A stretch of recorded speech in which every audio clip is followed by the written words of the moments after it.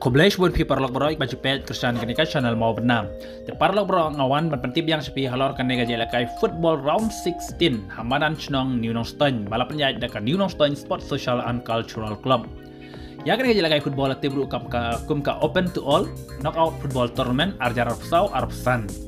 Kadai ka round 16 banyak ini siya ka quarter final. De lasai ka sngi ga jela kai football lasai ka sngi ka arpo tarik benai balai arjar arpusan kepada sngi yau ha Nongstoin jela kai football kalong babiang hanam tajong ti ban let page namar bag jela kai kalong ke ba ya klan bor yang biang bor ba pro arti tim kata ka MLP football team na Shillong kana kun persya ya ka Sub West FC na West Kasihil District kumba pilatip ke MLP kabala juan barabor ban ya kun hapo kani kamadan hapo ni mana ni Nongstoin kalong ketip ke klan bor ba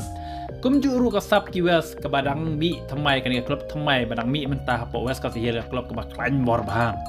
dengan kermen bahkan ini jadi kayak lasai kesini kelong ke internet bah duk kata-kata henry ya kinong job pat min sapet lasai te subhawan man sakhi da lagi jong hikmat ban pet ya kan jadi kayak ke internet bah hapo madan chnong New Nongstoin kan ini jadi kayak kedai hakapor arbaje no phaisngi te ka bairung nam ta jong pi kinong pet kai kalong tang san pho tingka marwe ya subha san pho tingka kam dakta than ya ka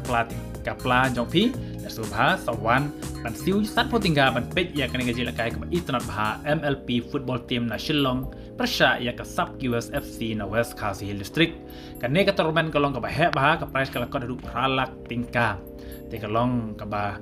sengo hun siya ban sengo ya ka prize akan main bagi tim ru kiwan rai player ki batbet ban keni ya kan ne ka pralak tingka te ninja pet la shai manu ban rung siya ka quarter final te ninja pet bila shai